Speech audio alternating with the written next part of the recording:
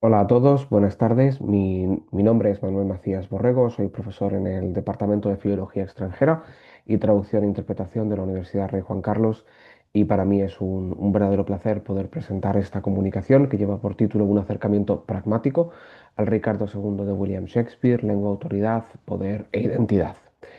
Estructuraremos esta presentación en torno a una serie de grandes bloques, como serán un primer acercamiento teórico, sentando un mínimo primer acercamiento a cuanto la obra supone, parte de la estructura y parte del análisis.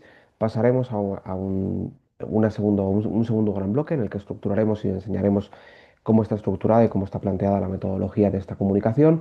Por último, pasaremos a la última sección, que a mi juicio es la más importante y también la que acarrea quizás un mayor interés a nivel académico y a nivel pragmático en esta comunicación, que es el análisis de fragmentos. Y por último, haremos una breve alusión a las referencias que se han utilizado en esta presentación, que serán parte de las que se utilicen en la futura publicación de esta ponencia. Ricardo II de William Shakespeare se presenta como una exploración profunda de la relación entre el lenguaje, el poder y la identidad en las interacciones comunicacionales que se prestan en la obra, ofreciendo un estudio convincente de cómo la comunicación verbal moldea las dinámicas políticas y personales. En el centro de esta obra en particular se encuentra la trágica caída de Ricardo II, un rey cuyo uso inadecuado del lenguaje desempeña un papel muy significativo en la pérdida de su poder y su trono. El lenguaje en Ricardo II es mucho más que una mera herramienta de comunicación. Funciona como un mecanismo crucial para afirmar autoridad, para navegar por complejos escenarios políticos y para revelar, los conflictos internos y los estados emocionales de los personajes. A través del uso contrastante del lenguaje por parte de Ricardo y Bolingbroke, dos de los personajes esenciales dentro de este drama shakespeariano, Shakespeare construye una narrativa que demuestra cómo las palabras pueden tanto consolidar como socavar el poder, así como reflejar las lealtades y motivaciones cambiantes dentro de la corte. El estudio de la pragmática, que esencialmente se ocupa del contexto social, el significado y las consecuencias del uso del lenguaje, proporciona a nuestro juicio un marco invaluable para analizar el Ricardo II de William Shakespeare.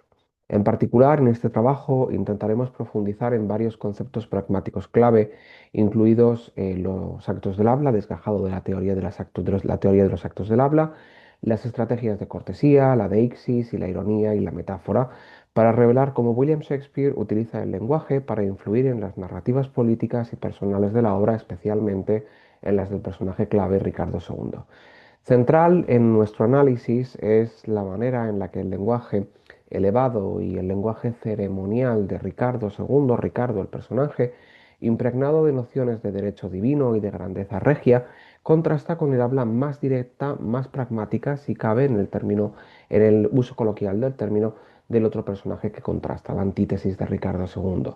Lo que nos permite, o le permite en concreto a estos dos personajes, desafiar la autoridad de Ricardo y reclamar su lugar como monarca rival. A través del examen que hemos planteado previamente en el párrafo inmediatamente anterior de esta introducción, y a través del examen de los actos del habla, desgajados de la teoría de los actos del habla, este estudio resalta cómo los floreos retóricos y las promesas de Ricardo no se alinean con sus acciones políticas, contribuyendo a su alienación y a su eventual caída. Su desconexión de las realidades pragmáticas del gobierno se ve subrayada por su uso excesivo del lenguaje formal y elevado, que lo distancia de las preocupaciones más prácticas de su reinado. En contraste, el uso más concreto y contundente del lenguaje por parte de Bolingbroke le permite manipular las dinámicas de poder cambiantes a su favor, demostrando cómo la pragmática puede facilitar el cambio político. Además, el trabajo que aquí presentamos y que posteriormente pretendemos publicar explora el papel de la deixis dentro de la obra, centrándose en cómo las referencias a sí mismo, a los demás y al entorno político revelan la relación cambiante de Ricardo con la autoridad. Los marcadores temporales también son cruciales en la obra, ya que la incapacidad de Ricardo para comprender la urgencia del cambio político conduce a su trágica caída. La naturaleza irónica de sus discursos, particularmente sus afirmaciones de legitimidad divina y su incapacidad para ver la realidad de su situación, profundizan en la exploración de la obra sobre la fragilidad del poder. Al abordar también metáforas como la famosa reflexión de Ricardo sobre el espejo de la realeza, este trabajo analiza además cómo el lenguaje figurado enriquece la exploración de la autoridad y de la identidad en la obra. La manipulación de estos elementos pragmáticos por parte de Shakespeare en Ricardo II ofrece un poderoso comentario sobre el papel del lenguaje en la configuración de las estructuras políticas y las identidades personales.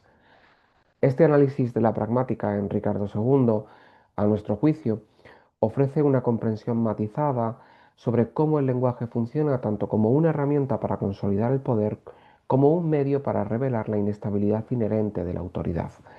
A través de esta exploración más o menos detallada, pero que aquí pretendemos, de los actos de habla, la cortesía, la deixis, la ironía y la metáfora, este trabajo pretende demostrar que el lenguaje en Ricardo II no solo refleja las realidades políticas y sociales de la obra y de la época, sino que también constituye un motor clave del desarrollo dramático de esta obra.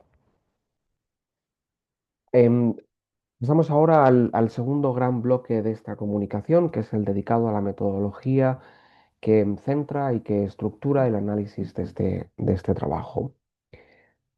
En esta diapositiva se presenta una metodología en forma de tabla o cuadro en el que se plantea una metodología cualitativa basada en un análisis pragmático, con una exploración de la interacción entre el lenguaje, el contexto y el significado pretendido en Ricardo II, en la que se explorarán teorías pragmáticas como los principios derivados de cooperación y máximas de la teoría de Grice, fundamentalmente la teoría de los actos del habla, con las tres fuerzas del lenguaje, fuerza locutiva, ilocutiva y perlocutiva, pragmática contextual, a través de una lectura detallada o un close reading de pasajes seleccionados que iluminan el poder, la autoridad y la moralidad dentro de la obra.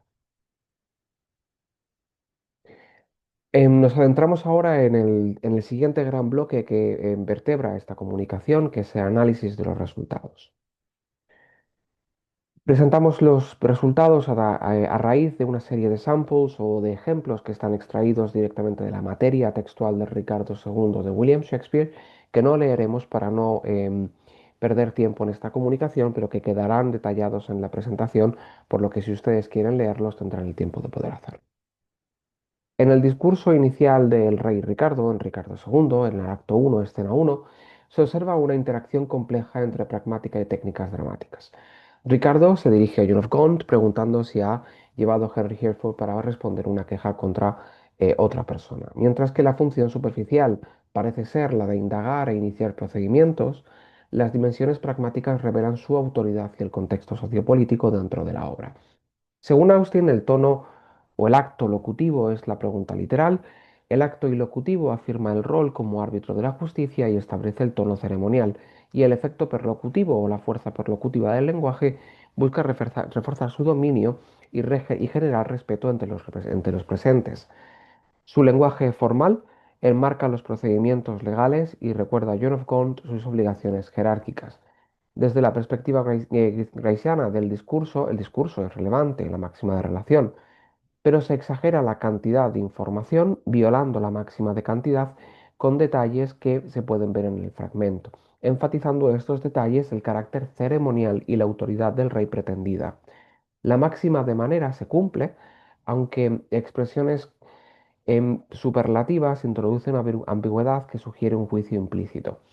El tema shakespeariano de la apariencia versus la realidad se refleja en el tono formal que proyecta control e imparcialidad, mientras puede ocultar impaciencia o frustración por parte del personaje principal en este acto de habla. La implicatura conversacional en el fragmento apenas analizado sugiere o surge de expresiones que sugieren que la queja es inoportuna, dependiendo del conocimiento del público sobre las tensiones culturales y políticas que vertebrarán el resto de la obra. El segundo fragmento, que presentamos brevemente en pantalla, en este discurso que continuamos en el acto 1, en la escena 1, nos encontramos ante un discurso de Bolingbroke. Se combinan estrategias pragmáticas y retóricas que reflejan su rol de súbdito real y acusador decidido. Su lenguaje opera en niveles locutivo y locutivo y por locutivo. El acto locutivo consiste en la acusación contra Mowbray y la solicitud informal de permiso para el combate. El acto ilocutivo declara lealtad, denuncia y convoca a juicio divino, y el acto perlocutivo busca captar la atención del rey Ricardo y consolidar la credibilidad. Desde la perspectiva de las máximas planteadas por Grice, en apariencia se respeta la máxima de relación, pero se infringe la máxima de cantidad mediante el lenguaje poético y exagerado, como la metáfora como una nube que empaña el cielo. Asimismo, la máxima de calidad se refuerza al invocar al testigo divino y la máxima de manera se mantiene clara y estructurada. Temáticamente, el discurso muestra la tensión entre la apariencia y la realidad, una vez más. La declaración de lealtad contrasta con la ambición y rivalidad subyacentes. La implicatura conversacional se observa implicando una disposición a competir y una confianza moral en su causa. En el tercer fragmento, en la declaración de Ricardo a Norfolk, en el acto 1, escena 3, se evidencia un discurso con gran complejidad pragmática, donde el rey ejerce autoridad de manera reticente. El acto locutivo consiste en declarar el exilio perpetuo de Norfolk. La fuerza ilocutiva refleja la intención de imponer justicia, mientras que la reticencia revela el peso moral y emocional de la decisión. Por su parte, el efecto perlocutivo comunica la irrevocabilidad del exilio y refuerza la solemnidad del juicio impuesto. Desde la perspectiva de las máximas propuestas por Grice, se respetan la máxima de relación y manera, pero se viola claramente la máxima de cantidad mediante elaboraciones poéticas de orden superlativo, intensificando el impacto emocional y separándose de lo que venía siendo el marco de estrategias narrativas dentro del acto 1 en la escena 3. La máxima de calidad se subraya en Upon a Pain of Life, enfatizando la seriedad del castigo. Temáticamente, el discurso resalta la tensión entre la autoridad y la vulnerabilidad humana, mostrando la carga del poder, mientras la implicatura conversacional Breathe I Against Thee evidencia el peso simbólico de la sentencia.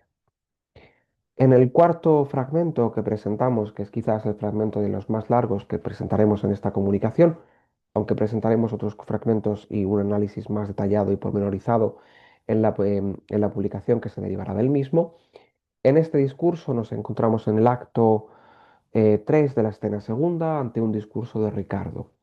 En este discurso de Ricardo II, del rey Ricardo, se combinan imagen poética, expresión emocional y retórica política.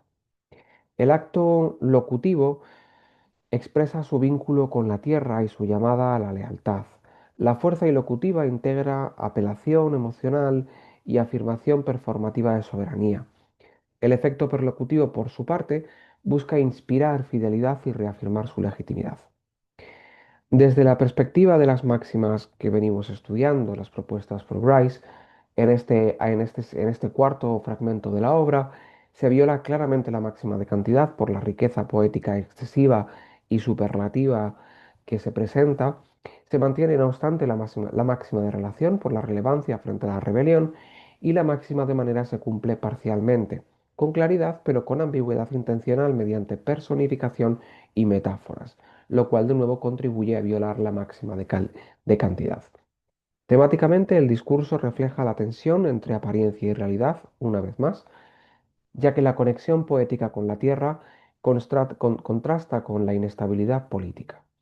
Mientras la implicatura conversacional sugiere que la tierra defenderá al rey frente a los usurpadores, destacando su vulnerabilidad y el desafío de la autoridad. Pasamos ahora al último de los grandes bloques de esta comunicación, que es la conclusión de la misma. El análisis de la pragmática en Ricardo II parece evidenciar la compleja relación que existe entre el lenguaje, el poder y la identidad, mostrando cómo las palabras influyen en las dinámicas políticas y personales.